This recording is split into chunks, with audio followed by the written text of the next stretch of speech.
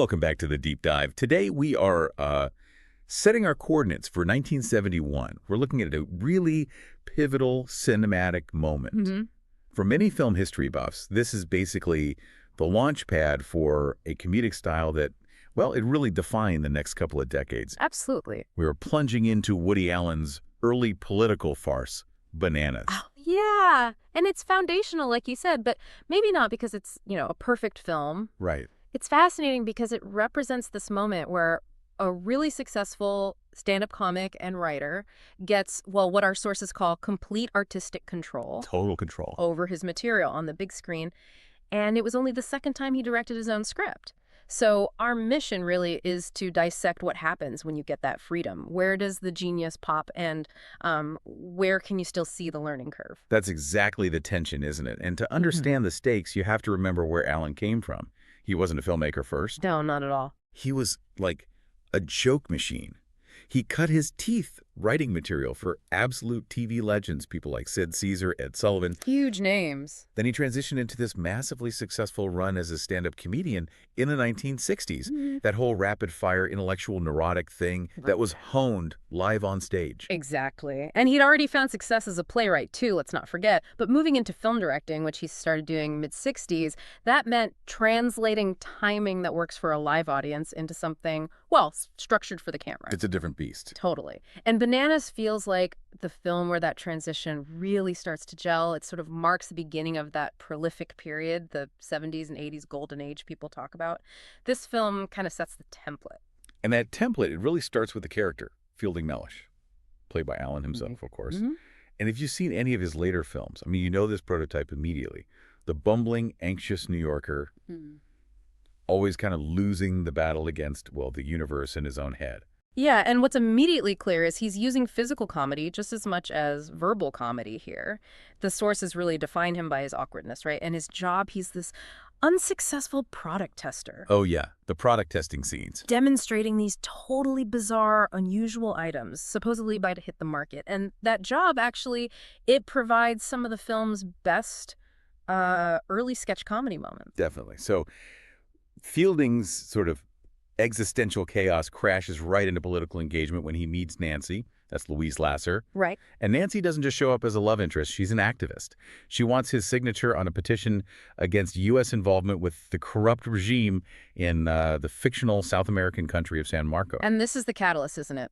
Fielding, who's perpetually unlucky in love, desperate for connection, he sees Nancy and immediately tries to, match her intellectual passion. He signs the petition. Signs it, yeah, and then starts this whole campaign of just sheer persistence to get a date. It's that classic comedy setup. The little guy trying to play in the big leagues, And amazingly, for a bit, it actually works. He manages to date her.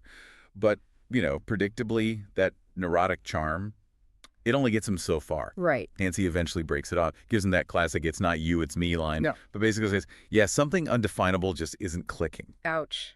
So he's devastated and maybe feeling like he needs to make some kind of grand gesture, or maybe just, needs to get out of town. Yeah, who knows what he's thinking. He impulsively decides to travel to San Marco to actually see what this political conflict Nancy cared so much about is really like. He goes from being an armchair activist to, boom, right in the middle of it. And the political absurdity, I mean, our sources hammer this point home. It just ramps up exponentially the second he lands. He somehow manages to get dinner with the local dictator, General Varas. Played by Carlos Montalban. And Varas, he's this brilliantly cynical character, right? He sees this awkward American guy not as a threat at all, but as, an opportunity. An opportunity, how so? Well, he finds Fielding so incredibly innocuous, or maybe just disposable, that he decides to stage his assassination. Wow, okay. Just like that. Yeah. The motivation is pure Machiavellian politics. Varas's plan is to blame the death of an American citizen on the rebel forces. Ah, okay. He figures this will generate enough outrage back in the U.S. that the American government will have to send vital support, money, aid, whatever, to his junta, helping him consolidate power. Clever, in a really dark way. Very. Thankfully, our hero survives the staged execution attempt. Right in the middle of it, the rebel soldiers launch a surprise attack. They actually liberate Fielding mid-sentence. That's amazing timing. But freedom comes with a catch. He's immediately conscripted into the rebel army, which is led by this charismatic figure, Esposito. So you get this fantastic image. The product tester from New York, suddenly wearing military fatigues, holding a rifle, total fish out of water. That whole journey from neurotic consumer to, well, accidental revolutionary, that's the scaffolding for the comedy, right? Exactly. But now, let's maybe pivot to the critique. Because while the film is definitely beloved, our sources are pretty much unanimous in saying Alan was absolutely still figuring things out as a big screen director here. Oh, absolutely. Yeah, you definitely see that. One interesting critique we came across suggested that trying to blend the tight, structured narrative you need for a feature film Right. with the kind of loose, rapid-fire timing of his stand-up routine created this inherent conflict. The dialogue is undeniably sharp, witty, Oh, it's brilliant. but the plotting can feel a bit, well, uneven sometimes. The moments that really work, though, they are just breathtaking. The sources constantly praise the dialogue. Like you said, it's witty, it's delivered at this breakneck speed. Unbelievably fast. And you genuinely feel like the next joke is landing before the last one is even fully sunk in. Yeah. That manic pacing. That's straight from his stand-up days, right? Yeah. And here it really translates beautifully to the screen in those moments. Definitely. And when you look at the specific scenes that reviewers singled out as, laugh out loud funny, they often put Fielding's character into these really structured, uncomfortable situations, like those product testing scenes we mentioned. Pure sketch comedy, using his physical awkwardness perfectly. And it's a scene where he tries to buy a pornographic magazine. Yeah, It's mentioned all the time. It's just a masterclass in neurotic anxiety, escalating paranoia. It's so relatable in a weird way, but maybe the most critically praised bit is that elaborate courtroom interrogation scene near the end. Yes, that scene works so well. It does, because it's this brilliant parody of legal procedures, media circuses. It takes all the political absurdity built up in San Marco and just drops it smack bang into the American legal system. And it lets Alan just indulge his love of these absurd authority figures, exposing hypocrisy through sheer ridiculousness. Right. It demonstrates a really controlled comedic timing that actually serves the plot perfectly at that point. The successful scenes show his genius really finding its footing within that film structure. But then, okay, there's the other side of that coin. The total artistic control sometimes leads to, well, indulgence.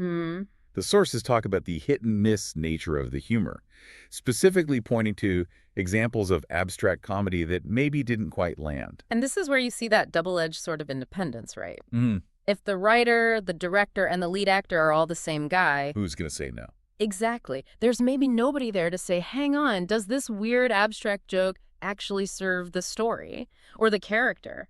The sources point to specific moments, surreal bits that felt kind of disjointed, like, there's a man drinking from a goldfish bowl with a straw. Okay, yeah, random. And a scene with a string quartet that's completely marming their performance. No actual music playing from them. Right. And it's easy to look at those scenes and just think, okay, these were intentional bits of surrealist comedy that just failed. Yeah, like ideas the director pursued just because he could. Maybe putting a quick visual gag ahead of narrative sense. It feels like the director indulging the writer's taste for abstraction. And that would be a pretty standard critique, maybe a bit harsh, but standard. It would. But this is where digging a bit deeper really pays off, where we get past that surface critique. We found this really fascinating piece of supplementary info that completely reframes how you look at one of those specific moments. Okay, this sounds like the deep dive nugget we look for. Mm-hmm. So connecting the critique to the reality of making a movie. Precisely. Remember that specific example critics used for failed abstract humor, the string quartet miming? Yeah, the one that felt kind of pointless. Well, according to the behind-the-scenes notes we looked at, that scene wasn't a failure of intentional abstract comedy at all. It was actually a fantastic example of quick thinking, of necessary improvisation during the shoot. Wait, really? So it wasn't planned to be mime? No, the reason they were miming, the actual physical musical instruments didn't show up on set that day. Oh, wow. Okay. Nightmare scenario for a director. Totally. Imagine you've got the scene scheduled, actors are there, the set's ready, and your key props are just missing. It costs a fortune to stop production. Exactly. So instead of halting everything, Alan and the crew basically turned the practical problem into the joke. They had the quartet mime, making the lack of real instruments the funny part. So what critics saw as maybe a creative misstep, a director getting lost in abstraction. I was actually a director handling chaos brilliantly. Exactly. A director successfully navigating a production mess on the fly. That distinction is huge, isn't it? Especially for you, the listener, trying to understand this stuff. It completely reframes that whole learning curve critique. It shows Alan wasn't just maybe struggling with artistic intent sometimes, he was also showing practical set management, quick thinking. The kind of pivot only a really seasoned comedian could probably pull off under that pressure. Yeah, it connects his success in stand-up. Recovering from a heckler or forgetting a line that needs instant, witty improvisation. Right, it connects that directly to his film set skills. He was applying stagecraft to production management, essentially. So what does all this mean for the film's legacy then? I mean, despite the uneven parts, despite the director clearly still finding his sea legs, the film is still seen as a triumph in its core elements, right? Oh, absolutely. It's widely cited as a fine start, something that really laid the groundwork for that huge catalog of films he directed through the 70s and 80s. Yeah. The overall consensus seems to be that while Bananas might be a little messy around the edges, A bit chaotic. yeah, a bit chaotic, it's still essential viewing if you want to understand the neurotic, funny DNA of his best work. The film shows that a director with total control can hit brilliant highs and have these occasional, maybe chaotic indulgences. And sometimes those indulgences aren't even indulgences. They're just practical solutions dressed up as art. Which leads us perfectly to our final provocative thought for you to take away from this deep dive. If total artistic control is what gets you the highest highs, that sharp dialogue, those brilliant set pieces like the courtroom, but also the moments critics point to as creative failures, does that mean the learning curve itself, that awkward, messy experimentation, is actually part of what gives an early film like this its lasting, unique charm?